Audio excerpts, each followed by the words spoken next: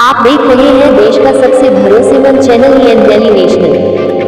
उर्दू के मारूफ शायर डॉक्टर बशीर बद्र का 28 मई को इंतकाल हो गया और यकीनन उनके इंतकाल के बाद दुनिया अदब में एक शोक की लहर दौड़ गई। इस वक्त हमारे साथ मौजूद हैं शहर गोरखपुर की एक मुअज़्ज़िज़ अदबी शख्सियत, सहाफ़ी और हिंदुस्तान टाइम्स के साबिक़ एडिटर डॉक्टर काज़ी अब्दुर रहमान साहब। काज़ी साहब, आपने जब ये ख़बर सुनी कि डॉक्टर बशीर बद्र अब हमारे दरमियान नहीं रहे तो आपने क्या महसूस किया? कैसा रहा आपके फ़िक्र ख्याल के अंदर उनका इस तरह से चले जाना? देखिए, मुझे बड़ा गम हुआ। बड़ा गम इसलिए हुआ कि अक्सर मैं दो चार बार उनसे मुलाकात भी किया था, लेकिन मुझे लगता था कि ये शख्स बड़ा शख्स है और उसके जाने का गम बहुत रहा। मुझे बहुत अफसोस ये है कि बहुत दिनों तक उर्दू दुनिया में ये जो खिला पैदा हुआ है ये भर नहीं पाएगा, क्योंकि अब जो चिराग थे जो अगली ये पिछले 50 सालों से जल रहे थे, जिनसे हमारा अदबी ऐवान रोशन था, वो धीमे धीमे सारे चिराग गुल होते जा रहे हैं और वो रोशनी, वो जाज़बियत, वो कशिश नए चिरागों में मुझे नज़र नहीं आती है जो हमारे इन अकाबरीन में थी। यानी वही कि उजाले अपनी यादों के हमारे साथ रहने दो, वो तो उनका एक वो उजाले की तलाश आज उसके जुस्तजू में एक नई नस्ल भी है। ठीक है, उजाले उनकी यादों के हमारे साथ रहने दो, न जाने किस गले में जिंदगी का शाम हो जाए। उनका ये शेर था, वो मशहूर इसलिए हो गया क्योंकि मीना कुमारी ने उसको अपने एक उस पर लिख करके किसी को अरसाल कर दिया था, तो वो हिट हो गया। बशीर बद्र को मैंने 1977 में सबसे पहले बार देखा था। वो गोरखपुर तशरीफ लाए थे और उस मुशायरे में डॉक्टर बशीर बद्र साहब अपनी जब गज़ल सुना रहे थे, पढ़ रहे थे अपना। ये गोरखपुर में मुशायरा कब और कहाँ हुआ था? 1977 में, ये 1977 में ये मुशायरा रेलवे स्टेडियम में हुआ था। उमर कुरैशी साहब निज़ामत कर रहे थे और हमारे फराक साहब का वो आखिरी मुशायरा हम समझते रहा होगा। उन फराक साहब भी थे और बेकल शाही वगैरह भी थे, तमाम लोग शोर था। तो जब स्टेज पर फराक साहब को लाया जाने लगा तो उस वक्त यह जब इत्तेफाक था कि माइक पर डॉक्टर बशीर बद्र साहब अपना कलाम पेश कर रहे थे और फराक साहब जैसा कि उनकी आदत है कि हूट बहुत करते थे, उन्होंने हूट कर दिया ज़रा सा, लेकिन फिर भी डॉक्टर बशीर बद्र साहब ने उसका कोई ख्याल नहीं किया और इतना ही कह के रह गए कि सामईन आप मेरी तरफ मुतवज्जे हूँ, डॉक्टर बशीर बद्र आपसे मुखातिब है। वो शेर मुझे याद है कि तुम अभी नए आए हो क्या इस शहर में, राह में रुक गए हादसा देख कर, हाँ ये वो रो दिए संग दिल मेरा देख कर, आईना हो गए आईना देख कर। इस तरीके के शेर वो सुना रहे थे।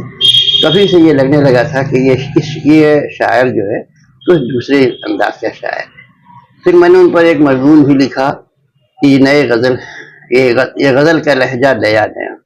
दरअसल ये मैंने इसलिए लिख दिया था कि उन्हीं की ये गज़ल थी कि कोई फूल धूप की पत्तियों में है हरे रिबन से बंधा हुआ, ये गज़ल का लहजा नया न कहा हुआ न सुना।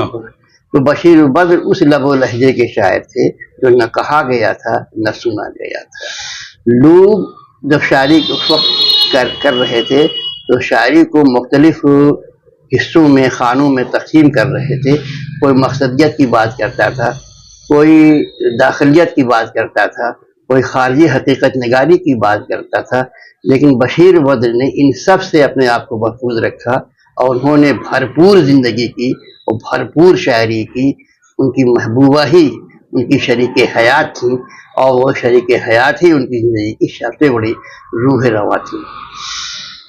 तो जब तक बशीर बद्र साहब मुशायरों में अपना कलाम जिस अंदाज से पेश किया करते थे और जैसा कि आपने कहा कि वो एक जदीद गज़ल का एक उनका लहजा था, एक रंग था, तो आखिर ये रंग आया कहाँ से? देखिए, उनका मुताला वसी था और वो पढ़ रहे थे जी। उन्होंने नासिर काज़मी को बहुत ख़ास तौर से इसकी स्टडी की थी। मैंने उनसे एक बार इंटरव्यू भी लिया था आकाशवाणी के लिए اور ابھی یاد آ گیا تو آپ کو بتاتے چلوں، تو 1997 میں آل انڈیا ریڈیو میں مشاعرہ ہوا مارچ کے مہینے میں، جو فنڈ بچا رہتا تھا جی تو اس کو کنزیوم کرنے کے لیے، تو مشاعرہ ہوا، تو اس میں ڈاکٹر بشیر بٹ صاحب کو بلایا گیا. ڈاکٹر بشیر بٹ صاحب لکھنؤ میں تھے، تو آئے تو انہوں نے کلام پڑھا، لیکن تھوڑا سا ان کی طبیعت بگڑ گئی، خراب ہو گئی تھی رات میں شعر پڑھنے کے بعد. تو جب وہ ان کو ٹھہرایا گیا تو یہ بھائی کہ یہ جا نہیں پائیں گے آج، اور بی پی بہت ڈاؤن ہو گیا تھا ان کا. ڈاکٹر عزیز صاحب کو بلایا گیا، دکھایا گیا، انہوں نے کہا کہ بھائی ان کو 6 گھنٹہ آرام کی ضرورت ہے. تو ان کو کسی ہوٹل میں ٹھہرا کر کے آل انڈیا ریڈیو کا جو گیسٹ ہاؤس کے اندر. ہاں اس میں ٹھہرایا گیا. تو بجائے ایک دن کے بجائے 2 دن ان کو ٹھہرا دیا گیا تاکہ وہاں وہ ٹھہریں.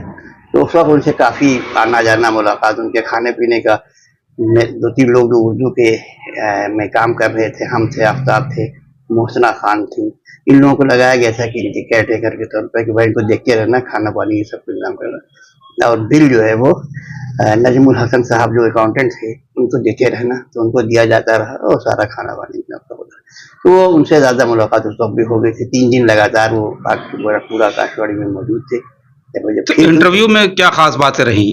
انٹرویو میں انہوں نے اپنا سب سے پہلے بتایا کہ میرا سب سے زیادہ تعلق جو ہے ایودھیا سے ہے، اور میں ایودھیا جو ہے وہ میرے جسم میں ہے، میری جان میں ہے، میں اسے انتہائی، وہ میرے ڈی این اے میں شامل ہے ایودھیا. ہندوستان کی روح جو ہے. ہاں، ہندوستان کا سب سے بڑا مرکز جو ہے وہ میرے ڈی این اے میں شامل ہے. تو اسی لیے میں ایودھیا کو کہیں بلا نہیں سکتا.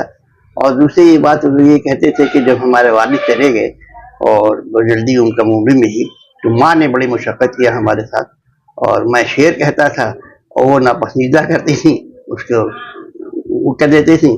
لیکن میں نے پورے شعور کے ساتھ شاعری کی، اور ناصر کاظمی کو میں پڑھتا تھا، ان سے متاثر تھا. تو میں نے یہ دیکھا کہ اس وقت کے ناصر کاظمی ہو چاہے خلیل الرحمان ناظمی ہوں، جو بڑے اچھے شاعر تھے اس وقت، یا منیر نیازی پاکستان کے شاعر تھے، یہ لوگ شاعری کر رہے تھے لیکن میر کے لب و لہجوں کو دریافت کر رہے تھے. تو میں نے کہا کہ یاسیت بھرا لب و لہجہ یہ ہم کو نہیں چاہیے، ہم کو اس سے الگ قلم چاہیے. اسی لیے میں نے اپنی شاعری کے لیے رفتہ کیا، تو تھوڑا سا نئی تشبیہ، نئے استعارے اور نئی اس کے ساتھ ہم نے اس کو پیش کرنے کی کوشش کی. یہی حفیظ. اب آپ دیکھیں نا، بیوی یہ تمہارے گھر کی بہار ہے، اسے آنسوں سے ہرا. یہ ایک عورت کو ہم لوگ جو ادنا سمجھتے ہیں، نظر انداز کرتے ہیں، اس پر لگاتے ہیں. اب آپ دیکھیں اردو شاعری میں بڑا یہ تھا کہ محبوب بڑا بے وفا ہے، لیکن بشیر بٹ کہتے ہیں کچھ تو مجبوریاں رہی ہوں گی، یوں کوئی بے وفا نہیں ہوتا. تو وہ الزام نہیں لگاتے تھے، کسی پہ الزام نہیں، اور کبھی کسی سے ناخوش نہیں ہوئے، کبھی کسی کی شکایت نہیں کی. ایک پہلو تلاش لیتے تھے. ہاں، ہمیشہ پازیٹیو تھنکنگ کے آدمی تھے، بڑے پازیٹیو آدمی تھے. تو اس طریقے کے آدمی تھے، اور انہوں نے شہری زندگی کو مسائل بنایا، بدلتی ہوئی زندگی کو شاعری بنا دیا. لوگ ایک دوسرے سے کٹ جا رہے تھے. اسی شہر میں کئی سال سے میرے کچھ قریبی عزیز ہیں، انہیں میری کوئی خبر نہیں، مجھے ان کا کچھ پتہ نہیں. یہ انہیں کا شعر. یہ کیا ہے، عجیب شہر کی زندگی، نہ سفر میں ہے نہ قیام ہے، وہی لین دین کی شام ہے، وہی کیا ہے لین دین کی شام. جی. تو اس طریقے سے انہوں نے زندگی کے روزمرہ کے جو واقعات تھے، جو گزر رہی تھی، اس کو خوشنما انداز سے پیش کرنے کی کوشش کی. نہ کوئی فلسفہ تھا، نہ کوئی بہت بھاری بھرکم الفاظ تھے، لیکن ہنستی کھیلتی زندگی کو جیا بھی انہوں نے خوب اور پیش کیا. اچھا، منور رانا صاحب چل دیے، راحت اندوری صاحب چلے گئے، ملک زادہ صاحب چلے گئے. تو اس طرح سے یہ جو ایک ایک کر کے رفتہ رفتہ جو چشم و چراغ ہیں اردو شاعری کے مہر و ماں ہیں، اور آج پھر یہ خبر آئی کہ بشیر بٹ صاحب بھی نہیں رہے، کیسا لگا آپ کو؟ دیکھیے، بشیر بٹ صاحب کے جانے سے بڑا خلا پیدا ہو گیا. میں نے آپ سے کہا بڑی وہ گیپ پیدا ہو گیا. حالانکہ پچھلے 10 سالوں سے وہ شاعری نہیں کر رہے تھے، 10 سالوں سے بیمار ہی تھے، جی. اور 15-20 سالوں سے شاعری کرنا بھی. 2010 میں آخری بار گورکھپور آئے تھے، اور پھر وہ اپنے پرانے ہی شعر سنا کے گئے تھے، نئی شاعری نہیں کر رہے تھے. لیکن عجیب بات تھا کہ ہر شاعر، ان کی جتنی بھی مجموعے کرام دیکھیے گا، میں نے ان سے پوچھا تھا انٹرویو میں، یہ سب آپ نے الف سے کیوں رکھا؟ امیج، یہ ہے وہ یہ، آپ کہتے ہیں الف سے اللہ ہے، الف سے جتنا کلام میں سب اللہ کا ہے. नेक आदमी था। जी, जी, इस जी। तरीके के भी आदमी थे। तो यहाँ पे जब वो आए थे तो कई दिनों ठहरे और बड़े लोगों से मुलाकात भी की और बड़े खुल करके अपने बारे में उन्होंने जिंदगी बताई। और आप जैसे आप कह रहे थे कि मुनव्वर राना बड़े स्टेटस के शायर थे। हमारे राहत भाई भी बहुत ही बड़े शायर थे, बहुत अच्छे शायर थे, लेकिन राहत भाई के यहाँ सियासी रंग ज़्यादा गालिब आ गया। मनोवर साहब के यहाँ भी सियासी रंग था, लेकिन वो सिर्फ जो जुदाई का कर्म था, जो हमारे तक़सीम हिंद के बाद जो वाक़यात आए थे, उनमें जो एक पार्टीशन के जो कर्म था, वो उनकी शायरी का सबसे नुमायाँ पहलू आया। और उसके बाद यहाँ हिंदुस्तान में जो लोग रह गए, उनके ऊपर जो जुल्म सितम हुए, उसको उन्होंने आवाज़ बनाई। बशीर बद्र साहब इन बदलती हुई असली आगही से, छोटी मोटी ऊँचे से गज़ल को महफूज रखना चाहते। तो वो चाहते थे कि गज़ल नगमा है, गज़ल ताज़ा गुलाब है, गज़ल वैसे ही शगुफ्ता रहे, खुशबू बिखरती रहे। खुशबू बिखरती रहे। क्या उनका एक शेर है कि रात की भीगी भीगी छतों की तरह मेरी आंखों में थोड़ी नमी रह गई। वो चाहते थे कि गज़ल की नमी बरकरार रहे धरती की, उसमें बहुत ज़्यादा सूखने ना पाए।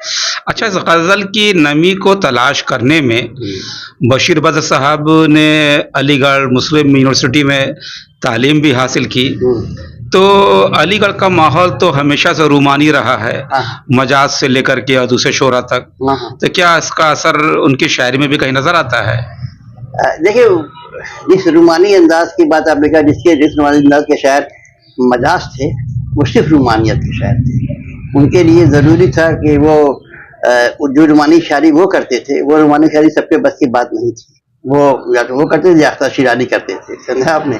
लेकिन बशीर बद्र के अंदर जो आपने देखा, जो रंगीनियत है, जो तबीयत में रंगीनी है या गज़ल की जो रंगीनी है, वो इस वजह से वो ज़िंदगी को एक कोई मसला नहीं समझते थे, यूं ही बेसबब न फिरा कर। हाँ, हादसा नहीं समझते थे, मसला नहीं समझते थे, बल्कि ज़िंदगी को खूबसूरत नगमा समझते थे। वो चाहते थे कि नगमे की लय जितना मैं तेज़ कर सकूँ।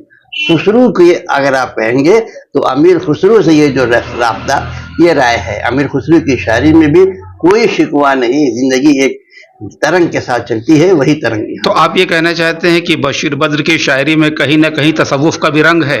बशीर बद्र की शायरी सिर्फ तसव्वुफ का नहीं रंग है, हुस्न तो खुद अपने तसव्वुफ है। हुस्न जो है उसका प्रस्तार जो वो खुद ही तसव्वुफ है, तो वो दूसरे रंग का है। लेकिन वो तसव्वुफ नहीं है जो दुनिया से बोझल कर दे, जो तबीयत पे गिरा गुजर जाए। वो है जहाँ ठहर करके आपको छाँव मिल जाती है, जहाँ ठहर के आपको थोड़ा सा राहत मिले। बशीर बद्र को बतौर खराज अकीदत क्या कहना चाहते हैं?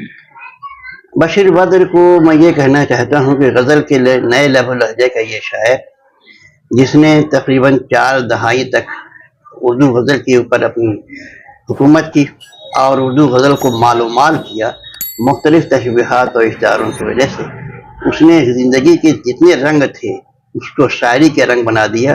ख़ास तौर से अपनी खानगी ज़िंदगी से लेके अपनी शहरी ज़िंदगी तक लेकर के सबको उन्होंने बना दिया और सबको खूबसूरत अंदाज से गज़ल में पेश किया। 2 मिसरे में बात कहने का फ़न बहुत अच्छी तरह जानते थे कि लोग टूट जाते हैं एक घर बनाने में, तुम तरस नहीं खाते बस्तियाँ जलाने में। तो इस तरीके के वो शायर थे और जब बहुत दिनों तक उनको याद रखा जाएगा। उनके अशार की वजह से मशायरों में वो पढ़ते थे तो गुनगुनाते थे, वो पढ़ने का वो अपना अंदाज उनका मुनफरद था। तो इसलिए उनकी बहनों का इंतखाब भी बहुत ही सोच समझ से करते थे, जिसमें नरमगी हो। ऐसी कोई बहर नहीं उठाते थे कि जिसमें बोझल हो जाए, ऐसी बहरें उठाते थे, इंतखाब करते थे कि जिसमें लय हो, तरंग हो। वो वाली बात है। बहुत बहुत शुक्रिया डॉक्टर काजी अब्दुर रहमान साहब आपका कि आपने एक तफसीली गुफ्तगू की डॉक्टर बशीर बद्र के हवाले से। बहुत शुक्रिया आपका कि आप तशरीफ लाए और आपने